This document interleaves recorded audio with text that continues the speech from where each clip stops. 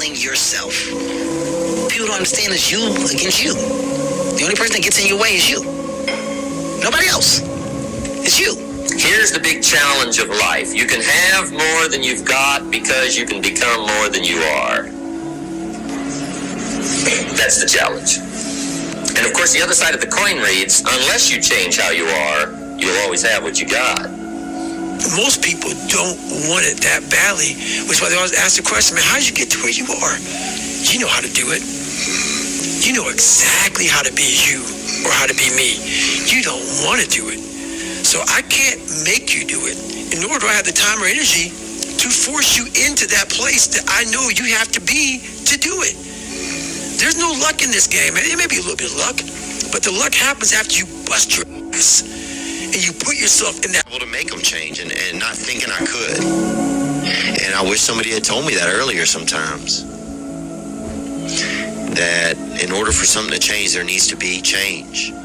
It's you against you. You against you. And if you misunderstand that, you have a real problem. A real problem. I can understand you misunderstand me running on the street, shirt off, this, yeah, I can get it. I get it.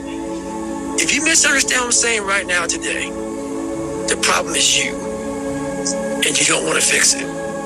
Here's how to get older without getting better. Keep relearning the same lesson. If you keep making the same mistake over and over, the mistake isn't the problem. You are. There was no passion, no drive, no nothing. But I had this fire that I'm going to be somebody. And it has to be there because on all those bad days and all those days you don't want to do shit, you have to be your own motivator, your own coach, your own trainer, your own everything. And what that means is you may have failed miserably yesterday, but you come to work, be like, man, you just lost everything.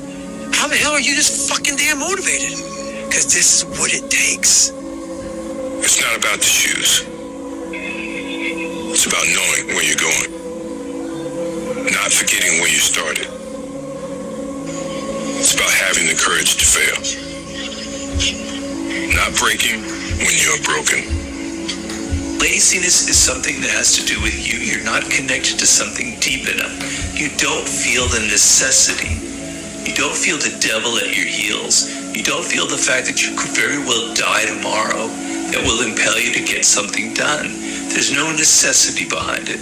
And the human animal, the way we were created, is when we feel pressure, we feel the necessity to get things done.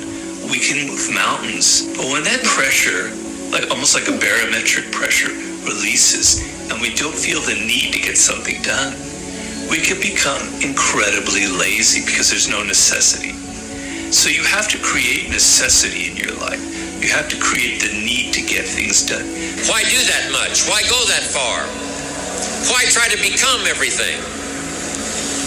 That's a good question, why? And you're the only one personally that can answer that question for yourself. One of the big thrusts for success is to come up with a strong enough why.